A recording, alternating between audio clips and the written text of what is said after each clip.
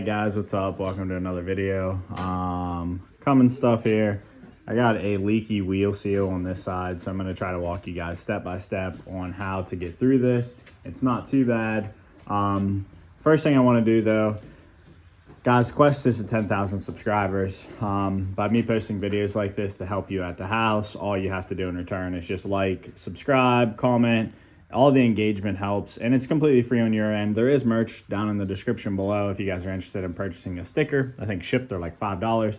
All that stuff goes a really long way in helping us continue to make content like this to help you out. And this channel is driven around making content around vehicles so that you don't have to pay shops these big prices, because these jobs are extremely easy to do by yourself. So to get to this wheel seal, or how I knew my wheel seal was leaking, is the backside of this wheel, the tire, the rim, the actual back plating too, has oil on it. So that was my first sign that, hey, wheel seal is going bad. Truck does have some high miles on it. I use it for towing. So that's kind of where we are. Little tip and tricks along the way to help you guys out. I'm going to jack this side of the truck up. And the reason is because when I pull the axle out, the axle is going to, if I would just leave it like just enough, like if I would just jack it up evenly in the rear, oil, differential oil will come out. So I'm trying to avoid that. I don't want to make a big mess. So jack this side up a lot higher than the other side just to get this tire off, and I should be able to retain a lot of that gear fluid still in there. All right, guys, up to this point, this is where we want to be at. We need to remove the brake caliper, and we need to remove the brake rotor. I'm not going to sit here and lie. I've never had this brake rotor off. I'm going to try to run a bolt in there and try to back it off the best I can, but I can already tell you that if you've never removed one of these rotors, a lot of times they're stuck. So I'm going to use some PB blaster around the bolt holes. I'm going to hit on the inside right there, like multiple places, and we're just going to hope this comes off without making too much of a hassle. That's my goal. And I'll show you guys the backside to the best of mine. I don't have a light out right now. Yep, doesn't matter. You just have to trust me that there is gear oil on the backside of that. You know, I was thinking as I'm kind of trucking along here, the bolts that hold in the caliper right here, I used a 13 millimeter, and then for your bracket back here, I used a 21 millimeter. Now we get to the fun part of going ahead and trying to get this brake off. So I imagine it's going to be pretty fun. So I'm going to use a lot of penetrating oil and a hammer. I'm not going to record this portion, but this is going to be probably the least fun, is trying to get this off, and then the rest shouldn't be too bad. Now also wouldn't be a bad time. Inspect your brake pads, the sliders, grease them if you need to, whatever. You can tell there's still plenty of pad left on them, so I'm not going to worry too much. But let's get into getting the rotor off. Just definitely use this trick. You can see that I used a lot of PB, but backing the rotor off, and it's completely off, and I used no effort. So just find yourself a bolt. Pick any of the holes. I still use lubricant because it's a good idea, but instead of sitting there smacking on that thing all day long, this will make it a heck of a lot easier for you, because that was about no effort at all. You can see the size ratchet I'm using, and yeah, she's off. That was smooth sailing. There we go. All right, well, I'm glad I didn't put this off for any longer. Yeah, you can definitely see the buildup in here. Had a good bit. Yeah, so next up, guys, we're going to go ahead and unbolt this. I'm going to give you the size for that here in just a second, and I'm going to show you guys exactly what to do. Whenever you are pulling this out, I recommend having a drip pan underneath of it that I'm going to go get. And I also recommend you having a paper towel so you can wipe the axle shaft off as it's coming out for any debris or anything, and keep that in a safe spot. All right, I'm gonna set up a tripod for the next round of what I'm doing. It is dripping a little bit, so I'm gonna jack it up a little bit more to try to prevent as much oil from not coming out as possible. I will say these bolts, they're probably like 9/16. I don't know if mine had undercoating on them or whatever. I had to do a 16 millimeter, and it didn't feel the best. The torque spec for this, though, if you're in the video for that, is 95 foot-pounds, which I will be double checking. But let me go get my tripod. Let me show you guys how I'm going to pull this axle out, and you can look. All right, that's about the best angle we're going to get. I got my roll of paper towels. That brake caliper is on the ground, but it shouldn't affect too much. That's good. Okay. Some paper towels here. I don't have much more, so gotta grab this. If you don't have it jacked up at all, guys, it's gonna be a way bigger mess.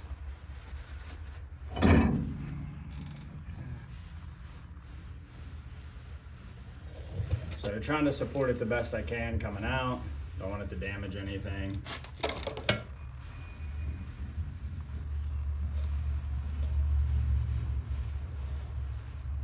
All right, and just like that, we are out, guys.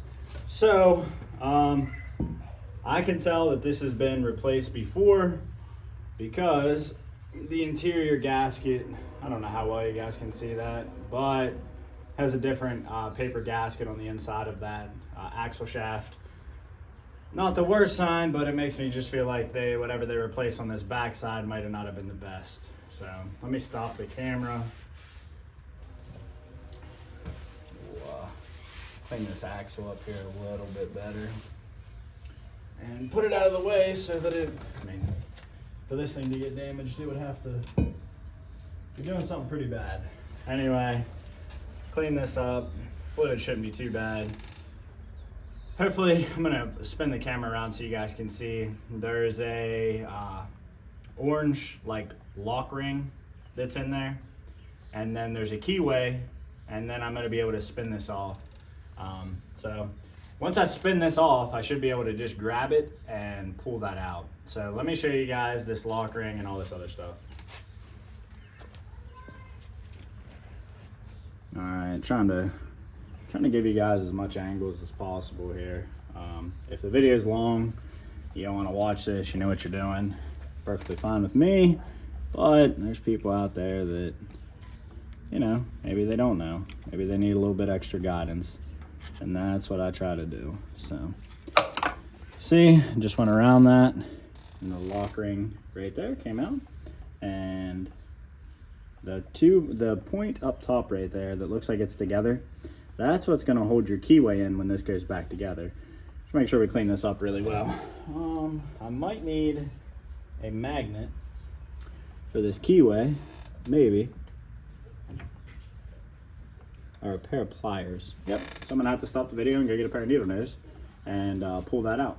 All right, guys, I'm back. I got my pliers. Anyway, so very carefully, we are going to grab the keyway, and you can see it comes out no problems at all. Right there. Ooh, focus. No, it's not gonna focus. Okay, well, I'm trying my best, guys. You guys gotta understand I am recording on a cell phone. And now, what I'm gonna do with this is, because I wanna retain the same preload, so I am gonna count the rotations that this is preloaded. So we got, where are we at here? Got 1,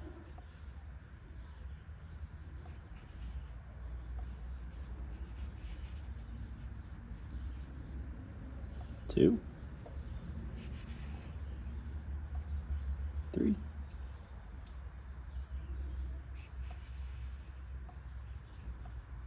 4,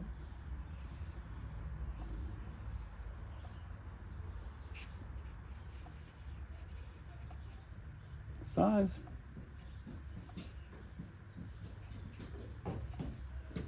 6. Stop. Got kids, guys. All right, stop. 6. Keep playing, okay?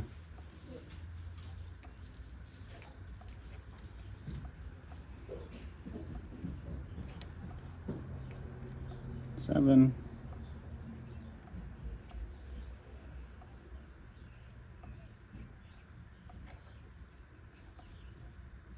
8.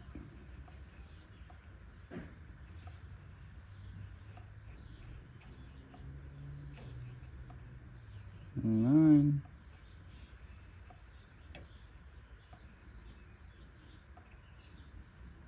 10.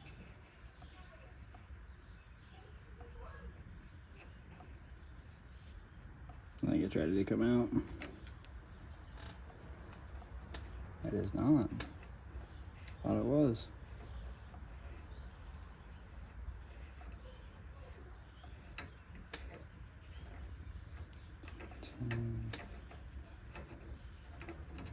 Okay, so I got 13 rotations out of that. That's just generally for you guys, if you're unsure on how to keep that preload, that's genuinely how you do that. I'm probably gonna run it in and then back it off a quarter of a turn, and you guys can see that there's that front wheel bearing right there. Just hopped right out at me. A little bit more gear oil, not damaging this bearing, grabbing it, guys. Might actually just try to.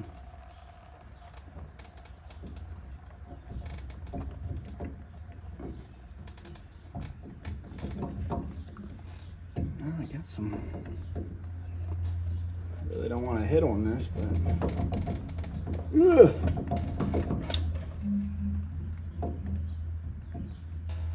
Might have to.